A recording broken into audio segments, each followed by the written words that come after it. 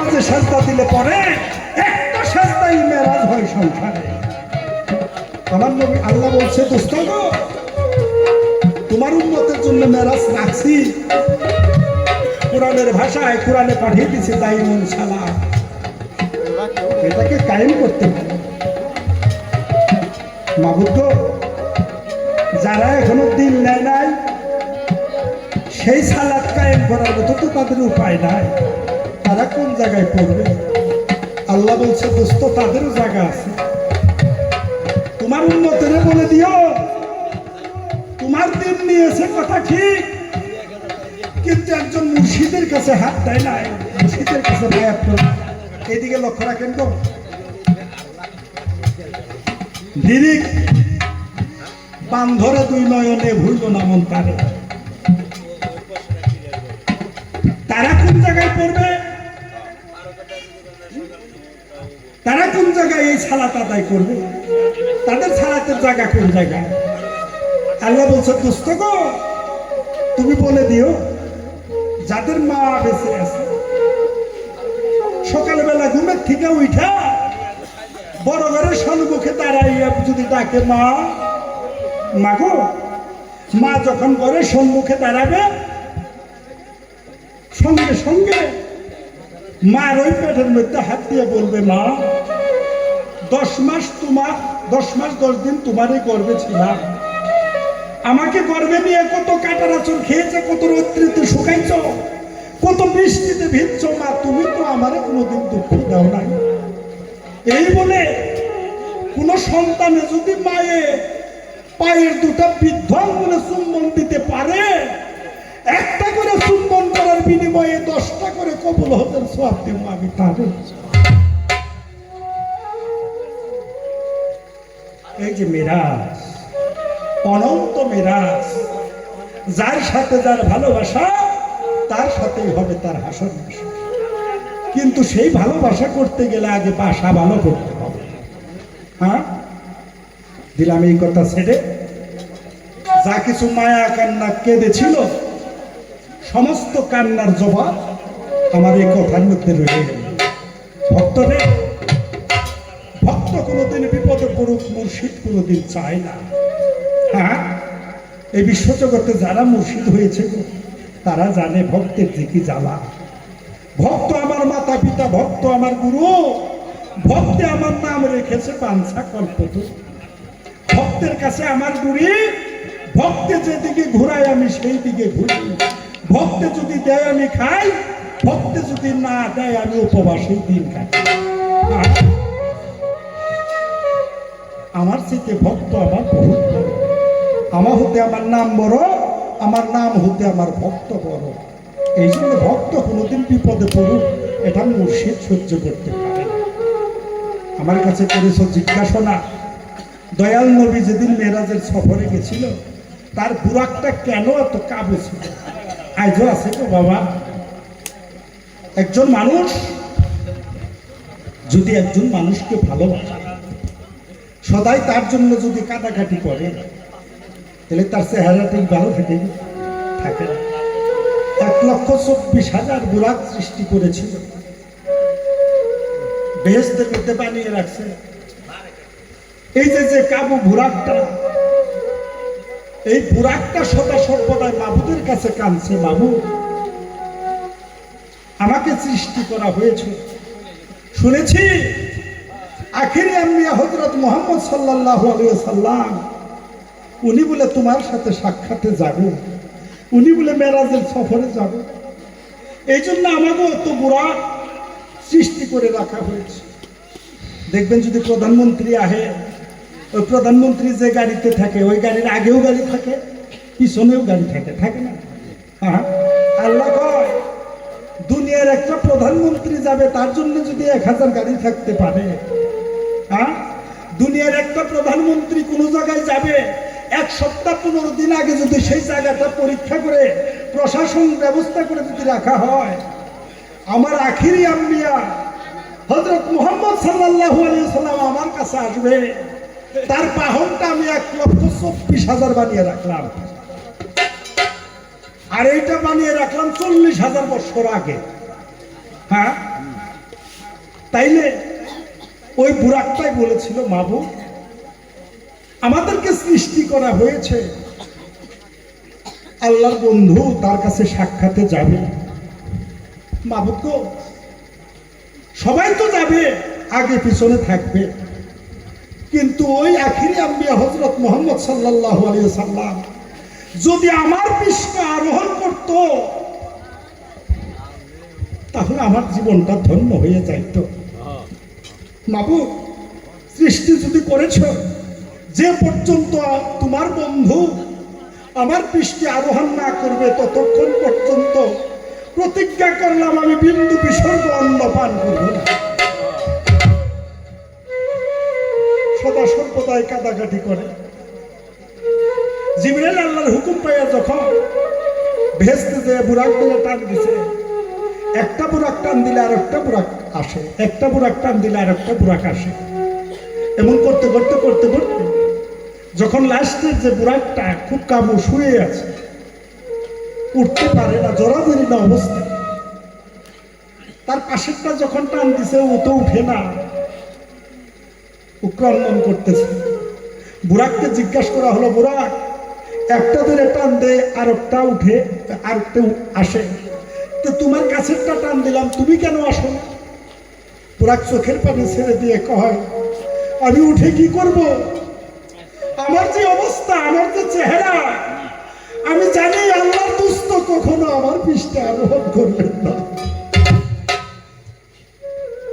সঙ্গে সঙ্গে আল্লাহর দপ্তর থেকে হুকুম হয়ে গেল, জিবরাইল, তুমি ওই কাবু বুরাকটা নিয়ে চলো। যখন ওই কাবু বুরাকের শরীরে হাত দিছে, নব বলে বলিয়ান হইয়া জিবরাইলের সাথে চলে গেল। দয়াল নবী আমার মেরাজের সফরে যখন যাবে, অনেক কথা, যখন নাকি বুরাকের সম্মুখে আসছে, বুরাকে উঠতে চেষ্টা করে কিন্তু উঠতে পারে না। বুরাকটা খালি লড়াচড়া করে, ছুটাছুটি করে, নবীকে উঠতে দেয় না। জিবরাইল ধমক দিছে, বুরাক, বেদব, তুমি জানো তোমার পৃষ্ঠে আজকে কে আরোহণ করবে? বুরাক কয়, মাবুদ, যদি আমার মুখে বাক্য দিতে, আমি জিবরাইলের সাথে দুইটা কথা বলতাম। আমার বাক্য দিয়ে দিলে। বুরাকে বলতে লাগলো, জিবরাইল, তুমি ধমক দাও। হ্যাঁ, আমি জানি ইনি আখিরি আম্বিয়া, আজকে আমার পৃষ্ঠে আরোহণ করে যাবে সে আল্লাহর দরবারে, কিন্তু জিবরাইল রে, আমি যে কেন পিঠে উঠতে দেই না, কাল হাসরের দিন, যেদিন উম্মত তরানোর জন্য আমার দয়াল নবী একদিন বুরাক পাবে, আজকে পৃষ্ঠে করে নিয়ে আমি তাকে আল্লাহর আরশে আজিম পর্যন্ত নিয়ে যাব, কিন্তু যেদিন উম্মত তরাতে যাবে, হাসরের মাঠ যেদিন কায়েম হবে, সেই দিন উনি আমার পৃষ্ঠে তো আরোহণ করবে না। আমার নবী বলছে, বুরাক, চিন্তা করো না, কথা দিলাম, আজকে যদি আমাকে নিয়ে চলো, কাল হাসরের দিন আমি তোমার পৃষ্ঠেই আরোহণ করে যাব। বুরাক যখন দাঁড়ালো, নবী আমার উঠতে চাই, উঠতে পারে না। এমন সময় হঠাৎ করে একটি পাথর আসে, ওই পাথরের মধ্যে পাড়া দিয়া আমার দয়াল নবী বুরাকের মধ্যে উঠিয়া রওনা হল। পাথর ওই জায়গায় পড়ে রইল, আল্লাহর কাছে কান্না করতেছে, মাবুদ, তোমার নবীর পায়ের মোবারকের পরশে আমি পাথর, আমার জীবনটা ধন্য হয়ে গেছে, কিন্তু তোমার নবীর পাও মোবারক আমার যে অঙ্গে পড়েছে, আমি যদি এই জায়গায় পড়ে থাকি, কত কীট পতঙ্গ আমার উপরে উঠবে, কত পাখি পশু হয়তো তার পা ওই জায়গায় লাগবে, কেউ পেশাব করবে, তাহলে তো নবীর পাও মোবারকের পবিত্রতা থাকবে না। এই কথা বলার পরে তখন বলছে, সাই পড়ুয়া দোস্ত, পাথরের মনোবাসনা পূর্ণ করো। তখন বুরাকের উপরে উঠে আমার দয়াল নবী বলতেছে, পাথর রে, আমি নবী তোর দোয়া করে গেলাম, আমি নবী উফাতের 449 বছর পরে বড় পীর আব্দুল কাদের জিলানী হয়ে জন্ম নিয়েছি। আমার উম্মতেরা যখন বিপদে পড়বে, ইসলামের যখন অবনতি ঘটবে, পুনরায় ইসলামকে নববলে বলিয়ন করে বড় পীর হয়ে জনগণের দিকে সচরাচর। পাথর বলছিল, হে দয়া, আপনি তো দোয়া করলেন, কিন্তু মানুষে আমাকে বিশ্বাস করবে কিভাবে? নবী বলছিল, পাথর রে, আমি তোর দোয়া করে যাই, যেদিন বড় পীর আব্দুল কাদের জিলানী মাতৃগর্ভের থেকে ভূমিষ্ঠ হবে, আমি নবী যে জায়গায় ভর দিয়ে আমি বুরাকের মধ্যে উঠলাম, আমার এই পায়ের চিহ্নটা বড় পীর আব্দুল কাদের জিলানীর পৃষ্ঠে থাকবে। বড় পীর যেদিন জন্ম নিয়েছিল, সদ্যজাত শিশু বড় পীরের পৃষ্ঠে আমার দয়াল নবীর পদচিহ্ন ছিল। যে যারে চায় সে তারে পায়, যে চায় না বাবা সে পায় না। এই হলো ঘটনা। আবার যাইতে যাইতে যখন সিদরাতুল মুনতাহায় গেছে, জিবরাইল বলতেছে, হুজুর, এই তো আমার শেষ সীমানা, আমি আর উঠতে যেতে পারবো না, এখান থেকে আপনি চলে যান, আমি আমার দিকে চলে যাই।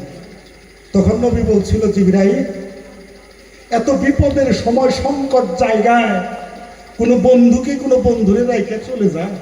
হ্যাঁ, এ জায়গায় আমার চিনা জানা নাই, জনশূন্য জায়গা, কিচ্ছু নাই, খালি একটা বড়ই গাছের নিচে, আমার একা থেকে তুমি কোথায় যাবে? তুমি আমার সঙ্গে যাইতে হবে। জিবরাইল করে, মানা হুজুর, এর ঊর্ধ্বে আমি আর যেতে পারবো না, কারণ এর উপরে যদি আমি যেতে চাই, আল্লাহর নূরের তাজাল্লায় আমি পুরা হয়ে যাবো, ছাই ছাই। সেদিন নবী জিবরাইল একটি কথা বলছিল, জিবরাইল, তুমি না আমার কাছে খবর দিয়ে কও যে আল্লাহ খবর পাঠিয়ে দিছে, তুমি কি জীবনে কোনোদিন আল্লাহ দেখছো? জিবরাইল কয়, না, তা তো দেখি নাই। এই সিদরাতুল মুনতাহা পর্যন্ত আসি, উপর দিকে একটা সিন্দুক দেখতে পাই, ওই সিন্দুকের ভিতরের থেকে একটা আওয়াজ আসে, আমার হুকুম করে, ওহি পাঠায়, আর সেই ওহি নিয়ে আমি আপনার কাছে যাই। কয়, জিবরাইল, ওই সিন্দুকের ভিতরে কে, তুমি একটু দেখতে চাও? কয়, যদি দেখতে পাইতাম তাহলে তো জীবনটা ধন্য হয়ে যাইত। এই কথা বলার পরে আমার দয়াল নবী সঙ্গে সঙ্গে ডাক দিল ওই সিন্দুকটা, ডাকে সিন্দুকটা নেমে আসলো। জিবরাইল সিন্দুকটা ঘুষাইয়া দয়াল নবীর কদমে একটা চুম্বন দিয়া চোখের পানি ছেড়ে বলছিল, হুজুর গো, এত বছর ধরে শুধু আমি এই খবরটা নিয়ে আপনার কাছে দেই, কার খবর নিয়ে কার কাছে কই আমি তো বুঝতে পারলাম না। আমার আর যাওয়া চলবে না। চলে গেল। আমার দয়াল নবী ওই জায়গায় বসে কাঁদতেছে। যখন কাঁদতেছে, হঠাৎ করে ডাক আসছে, হে মুহাম্মদ, তুমি কেঁদো না, ভয় পেও না, আমি আছি। এই কথাটা আমার ভক্ত আমার কাছে জিজ্ঞাসা করছে যে, হে ডাকটা কার আছে? করি, মানা, কবির আসলে তো সমস্ত কথা বলা চলে না, তবে জিজ্ঞাসা যখন করেছে, সাধ্য অনুসারে আমি কথাটা বলবো আপনাদের কাছে, বুঝে নিতে হবে। এখন ধরুন আমি নাজিম সরকার এই জায়গায় গান গাইতেছি, এখন যদি ওই রাস্তার থেকে আমাকে নাজিমা আমার ডাক দেয়, বাবা, আপনারাও তো ছেলে মেয়ের বাবা, আপনারা কি শুনে নেবেন? কণ্ঠস্বরটা বোঝা যাবে না? আমি যে কথাটা বলতেছি ঠিক তাই, এটা বন্ধ করো, এখন বন্ধ করো।